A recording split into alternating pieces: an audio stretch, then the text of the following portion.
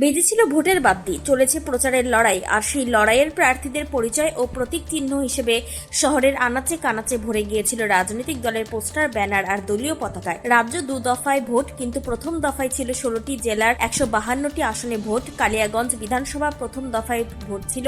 প্রথম দফায় ভোট মিটতে এবার অন্য ছবি। কালিয়াগঞ্জ শহরকে জঞ্জালমুক্ত করতে এবং দৃষ্টি দূষণ রোধ করতে রাস্তায় নামলেন তৃণমূল কংগ্রেসের কর্মীরা। নির্বাচনী উত্তাপ কমতে নিজের এলাকা পরিষ্কার করার গুরুদায়িত্ব কাঁধে তুলে নিয়েছেন তারা। শহরকে আগের মতো সুন্দর ও পরিচ্ছন্ন করে তোলায় এখন তাদের প্রধান লক্ষ্য।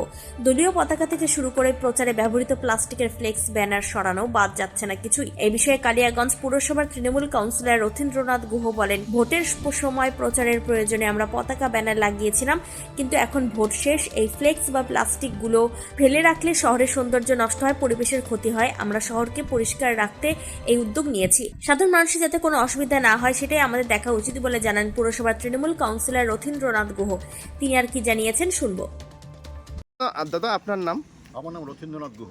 আচ্ছা, দেখা যাচ্ছে এখানে ট্র্যাক পেস্টগুলো খুলে নিচ্ছেন কেন আপনারা? খুলে নিচ্ছি, দেখুন ভোট তো কালকে মিটে গেছে।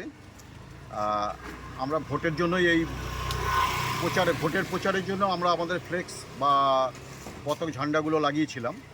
তা ভোট যেহেতু কালকে মিটে গিয়েছে, সেই জন্য আমরা যাতে পরিবেশ দূষণ না হয়, তারপর দৃষ্টি দূষণ না হয়, ও শহর যাতে আমার ওয়ার্ড যাতে পরিষ্কার পরিচ্ছন্ন থাকে, সেই জন্য আমি এই সমস্ত ঝান্ডা বা ফ্লেক্স এগুলো খুলে নিয়ে যাচ্ছি।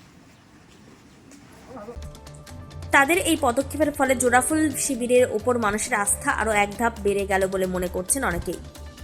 উত্তর দিনাজপুরের কালিয়াগঞ্জ থেকে সত্যেন মোহন্তের রিপোর্ট, টাইমস 14 বাংলা।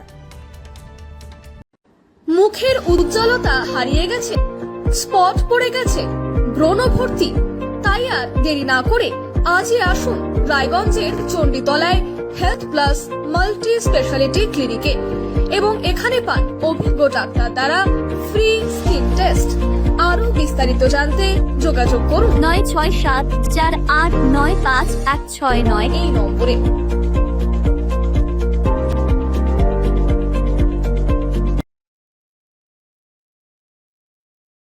আজ তোমার বিয়ে, সাজলো নতুন সাজে।